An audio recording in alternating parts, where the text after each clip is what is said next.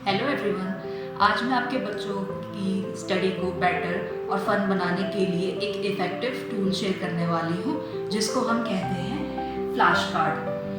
Flash card एक ऐसा learning tool है जो आपके बच्चों की स्टडी सेशंस को शॉर्ट और फन बना सकता है। ये स्पेस इफेक्ट के साइंटिफिक फिनोमेना के ऊपर बेस्ड है। अब स्पेस इफेक्ट क्या होता है?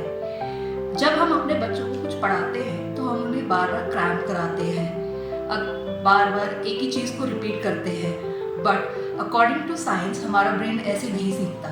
हमारे ब्रेन को टाइम चाहिए होता है उस इंफॉर्मेशन को स्टोर करने के लिए। इसको हम स्पेस इफेक्ट करते हैं। अब इसको यूज़ कैसे करना है?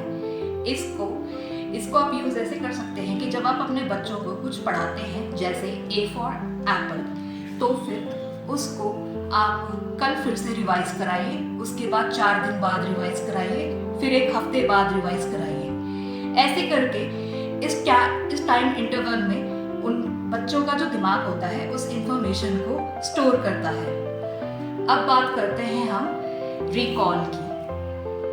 रिकॉल एक मेंटल प्रोसेस है जिसमें जो हमारा ब्रेन है वो एक्टिवली इंफॉर्मेशन को रिट्रीव करता है हमारी मेमोरी से।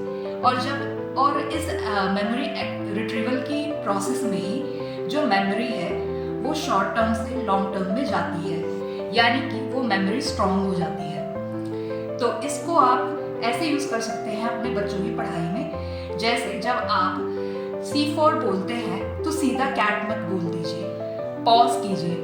अगर आपने उनको C4 कैट पहले से पढ़ा रखा है तो फिर पॉज करके थोड़ी देर रुकिए। इससे जो बच्चों का ब्रेन है वो उस C4 कैट को रिवाइव करने की कोशिश करता है, रिकॉल करने की कोशिश करता है, और इससे उनकी एक मेंटल एक्टिविटी होती है और इसी से ही जो उनकी C4 कैट की मेमोरी है वो स्ट्रॉन्ग हो जाती है। जब वो एक बार C4 कैट बोल दे तो उसको दिखा भी दीजिए कि C4 कैट, और अगर वो C4 कैट रिकॉल नहीं कर पा रहा है तो इसका मतलब है कि इस कार्ड को अगले स्टडी प्रोसेस में सेशंस में बार बार रिपीट करने की जरूरत है।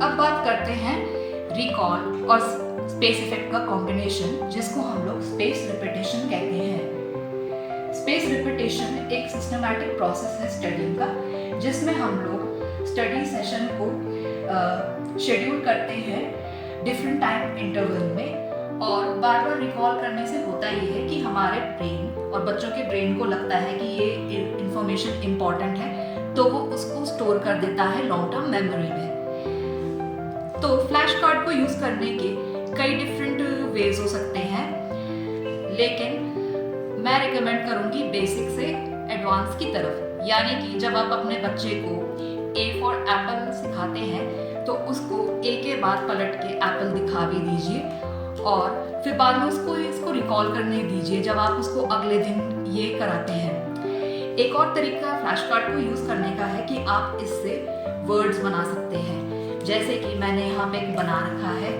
CAT, कैट, लेकिन अगर आप उसको याद करवानी है कैट की स्पेलिंग तो फिर आप उसको पूछ सकते हैं कि कैट के लिए C और T के बीच में कौन सा लेटर आता है।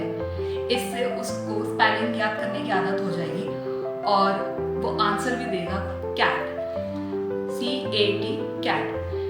अगर वो ये नहीं कर पा रहा है तो कोई बात नहीं, आप इस चीज़ को दोबारा रिपीट कर सकते हैं बार बार अलग डिफरेंट स्टडी सेशन में। फ्लैश कार्ड की अच्छी बात ये है कि इसको आप सिर्फ इंग्लिश के लिए नहीं, हिंदी के लिए, अपनी लोकल लैंग्वेज और या फिर नंबर्स और मैथमेटिक्स के लिए भी यूज़ कर सकते हैं। जैसे कि आप उसको सिखा सकते हैं 1 2 3 4 फ्लैश कार्ड के थ्रू, बट इसको और हार्ड या फिर एडवांस करने के लिए आप कर सकते हैं कि उससे पूछें कि 1 के बाद और 3 से पहले कौन सा नंबर आता है, उसको रिकॉल करने दीजिए, जैसे कि 2। और आप इसको ऐसे भी पूछ सकते हैं कि 3 के बाद कौन सा नंबर आता है, जिसका आंसर होगा 4। तो इस तरह से आप बच्चों को फ्लैश कार्ड के थ्रू उनकी लर्निंग को बेटर कर सकते हैं। Thanks for watching.